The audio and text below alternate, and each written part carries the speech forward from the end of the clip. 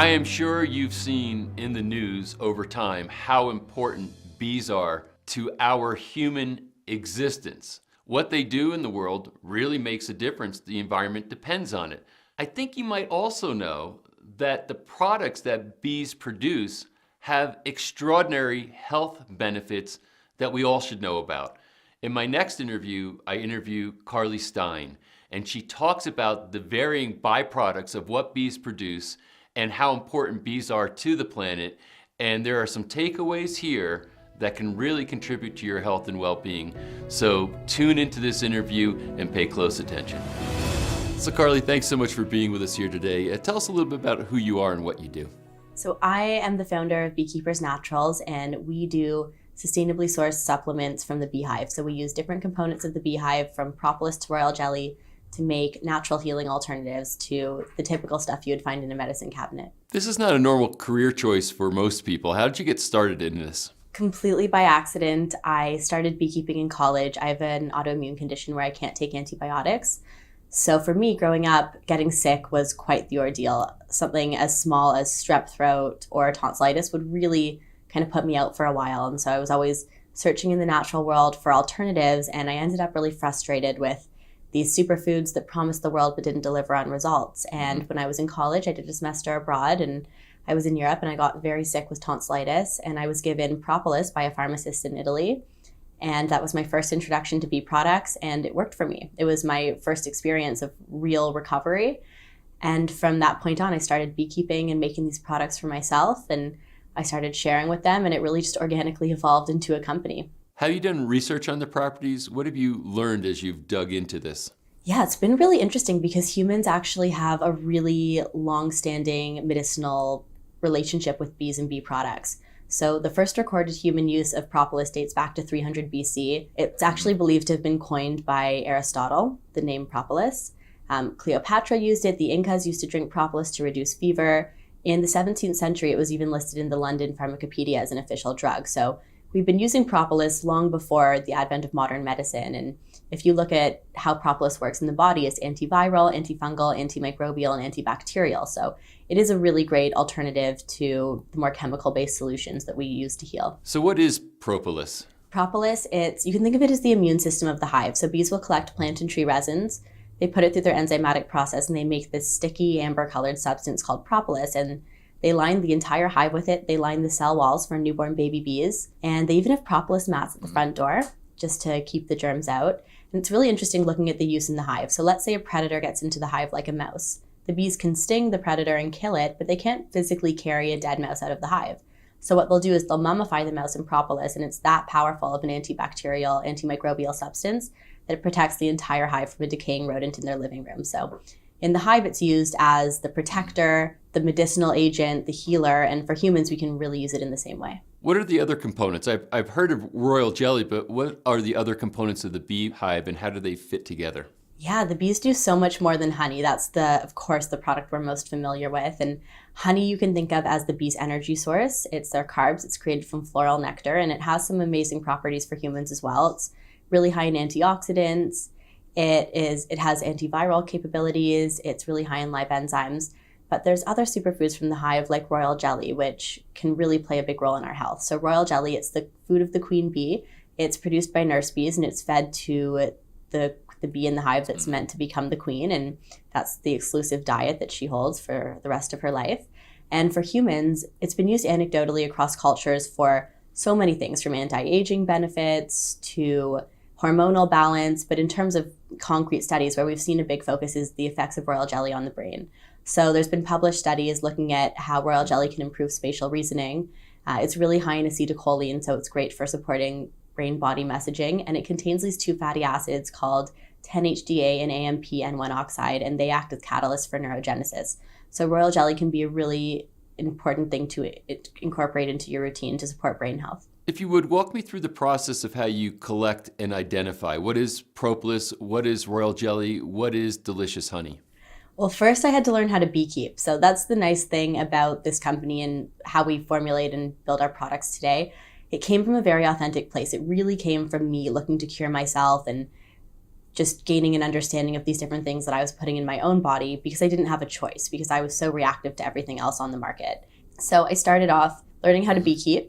I started beekeeping in college. I learned about how to work with all of these different compounds coming from the hive and their benefits there. And then when it comes to formulating products now, we're NPN certified. So everything that we're doing, we're looking to really hold ourselves to a high standard and validate the medical claims that we're making for our community. And we work with a third-party chem team just to build products effectively, and we practice third-party pesticide testing. So there's a lot of different layers that go into building these supplements, and we're really looking to make things that are effective for the broadest demographic of people. Take me on a mental tour of your beehives. How many bees are there, and what does it look like? We have hundreds of thousands of bees, and we have beehives, all over the world. We have a lot of our hives based in Canada. A big thing about our company is we practice sustainable beekeeping. So we work really hard to get our bees as far away as possible from pesticides. One, because pesticides are really damaging to the bees' health, and we're looking to support bee populations over time. And two, because we don't want to build a product that even has trace amounts of pesticides. We're not about to sell you a health product that is going to expose you to any sort of toxins, even if it's in tiny, tiny amounts. So a lot of our apiaries are based in Canada because there's better pesticide regulation. It's a massive land mass with a smaller population, so you can really get those hives into the middle of nowhere. We work a little bit in South America as well, and a little bit in the US, but we're constantly monitoring for pesticides and just ensuring that we're creating a sustainable environment for our bees. So that's the first stage. It's a bit of an onerous process trying to find the right land that we can place our hives on. And once we do that, then we place the hives there, we make sure that they're flourishing. And from that point forward, we start to harvest their products. We're constantly monitoring the hives for health just to make sure that our bees are strong and capable of supplying products. We've been really fortunate where we've seen our hives, split and grow and multiply, contrary to population trends, which is exciting to see what happens when you actually take the bees and put them on clean land and get them away from the pesticides. So that's where it starts. In the environment where you have your beehives, are there places for them to go from flower to flower or almond to almond or wherever? Definitely. We make sure that there's a really rich variety of foliage for them to pollinate. We try to stay away from monocropping, monocultures, and if there are monocrops in the area, then we make sure that there's, margin planting so that the bees can have a variance in their diet. Are they productive all year round, or do they shut down in the winter? It depends where they are. In some parts of Canada, they hibernate over the winter. So we wrap the hives, they stay inside, stay warm, and then they come out in the spring. In other parts of the world where the climate allows, they'll be working year round. What's the capacity for Propolis? How do you regulate the demand based on the number of bees that you have? So we are constantly increasing our hive populations and the bees we keep just to meet that demand. And that's something that we're really excited about because as we do that, we're promoting sustainable beekeeping. The beekeeping industry has really changed in the past few years. A lot of beekeepers have moved towards commercial pollination because we're losing pollinators. And we have more demand than ever for a lot of the food crops, things like almonds that are 90% bee pollinated. We simply don't have enough bees to pollinate the almonds. And with things like almond milk and all these different products, there's a lot of demand for it. So a lot of beekeepers have moved from a more traditional beekeeping career to commercial pollination, where they basically truck their bees out to these different orchards and they let them pollinate during the bloom season. And it can be done in, a thoughtful way, but oftentimes it's not. Like with a lot of our agricultural system right now, oftentimes, the bees are thrown on a truck. It's a little bit jarring, and then they're let out to pollinate, and they're exposed to other bees. If there's diseases, it can be mixed. There's even some cases where pesticides are spread while the bees are pollinating. That practice can be a little bit harmful if not handled in the right way. And so we're trying to move the industry a little bit closer to its roots and start building up that industry of sustainable beekeepers, people who are going to keep the bees in one area, manage them, care for them like the important creatures they are, and build our supply chain that way. We've spoken to people in the past about neonicotinoids and their effects on bees, so we're delighted that you're taking care of your bees because they take care of us. Absolutely. They pollinate 1/3 of our food supply, so it's so important that we all step up and try to create a better environment for the bees. So let's talk about Propolis. Who would use that, and what can we expect from the use of it? So Propolis, a lot of our customer base use it as an alternative to cold and flu medication. It's really fantastic for cold, flu, sore throat. We say on our bottle throat spray because you can really see the cause and effect if you ever wake up with that tickle in your throat or you have something coming on. Propolis is a really great way to support the body and start that healing process. It can also be used preventatively. So I use Propolis every day. I take 3 to 5 sprays every single day. Beyond its immune boosting properties, it's full of caffeic acid, it's really high in antioxidants, it has prebiotic effects.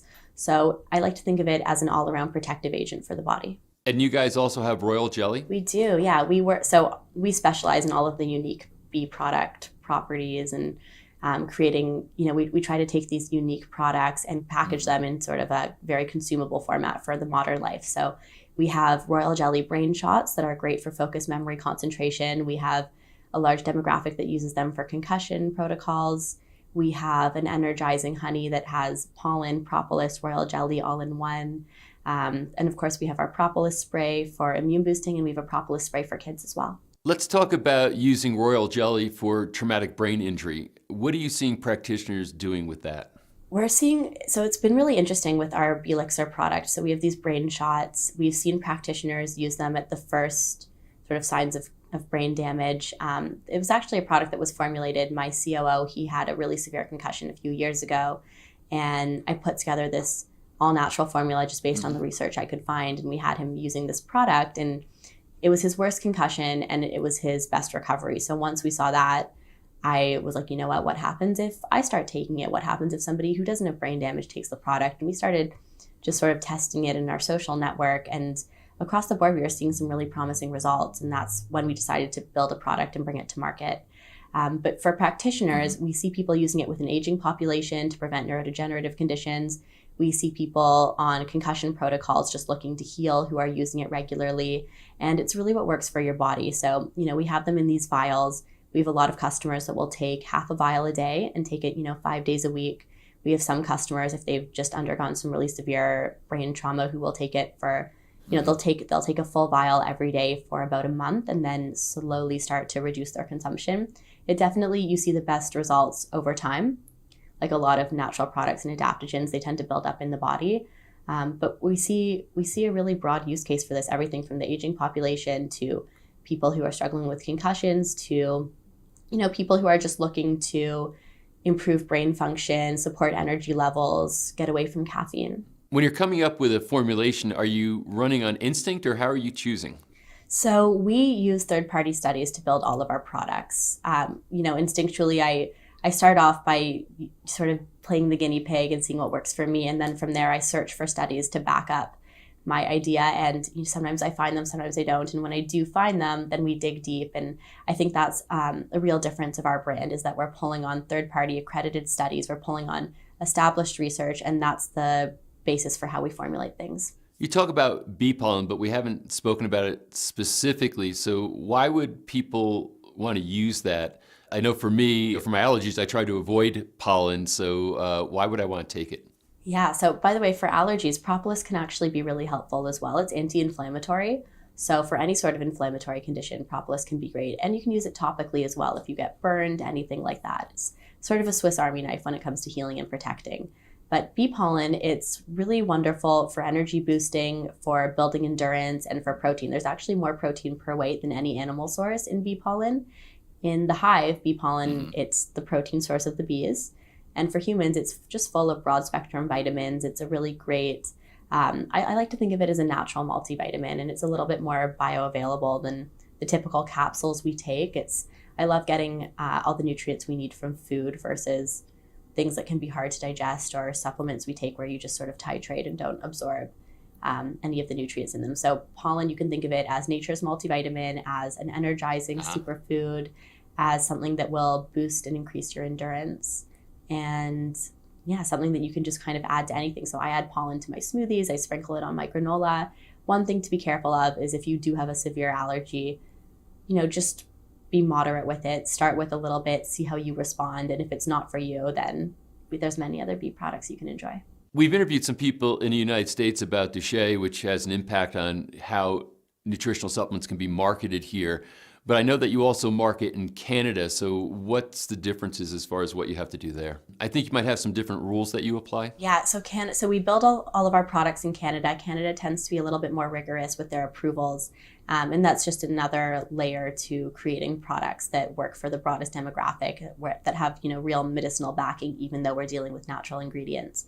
So in Canada, you have to apply to get an NPN number, which is a natural product number. And Health Canada actually does regulate the claims that you make even in the natural setting. So, when we say things like sore throat spray or focus in memory, when we use words like that, we have to legally validate our claims within the Canadian government. So it does hold our supplements to a bit of a higher standard, and it just makes sure that we are really delivering on the results that we're promising. So what's your favorite story from your customer files? Oh my gosh, we get so many amazing stories. I think so early into building this company. So this company, as I mentioned, it really started as just a personal hobby. It was, my passion. I was actually working in finance at the time with a much more quote unquote normal job. And this was really my hobby and my joy that I never thought I could build a career out of.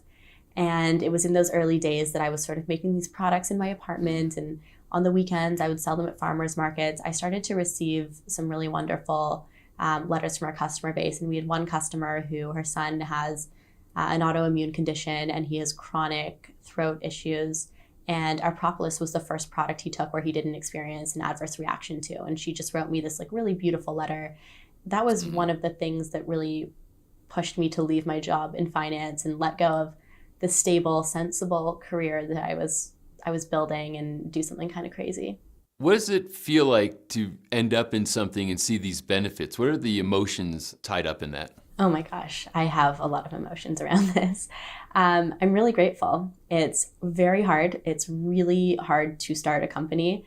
You never turn off, you never clock out. I'm thinking about it 24/7, which is a lot, but it is the most rewarding thing I've ever done in my life, to be able to connect with my team, to be able to connect with our customer base, to have real impact in the environment and really change the landscape when it comes to the traditional medicines people are using. It's truly my life's work, and I just feel so lucky to be able to do this. So 2 questions. The first one is, if you could only take one bee product, what would be your desert island bee product that you would take with you? And the second one is, what can people do to support sustainable beekeeping and to protect bees? So my one bee product, and it really depends what you're dealing with, because if you are concerned more with brain issues, royal jelly is great. If you're concerned with energy levels and endurance, bee pollen's amazing, but Propolis is my lifesaver. I don't go anywhere without Propolis. It's an incredible product for just boosting your immune system, supporting you. We're all overworked and overstressed and really susceptible to illness. And it's really great to have something in your back pocket that's all natural, that has wonderful healing effects for the body in a holistic sense, and that can really prevent any sort of illness. So Propolis is my favorite. And one thing people can do to help the bees, I think it's really important to plant flowers in your yard, because a lot of the flowers out there in plant life, it's covered with neonicotinoids. If you can, just in your yard, create a little bit of a pollinator habitat and plant some organic, local flowers that are untreated, it's giving the bees access to clean food, which they really do not have right now and they really desperately need. And add a little beauty to the world at the same time. Definitely, yeah. It beautifies your lawn. I mean, I live in an apartment and my balcony is covered in plants. So you don't need a large lawn to do this. You can definitely have impact even if it's a little bit of flowers on your windowsill, and it's beautiful. I have flowering plants in the front yard, so we don't have to stock it with bees. The bees find the plants. So I want to just thank you so much for being here and wish you the best for what you're doing. Thank you for having me. Bees are not only a critical part of our environment, but they also offer us nutrients that can change our lives. That's what I took away, and I hope you did too.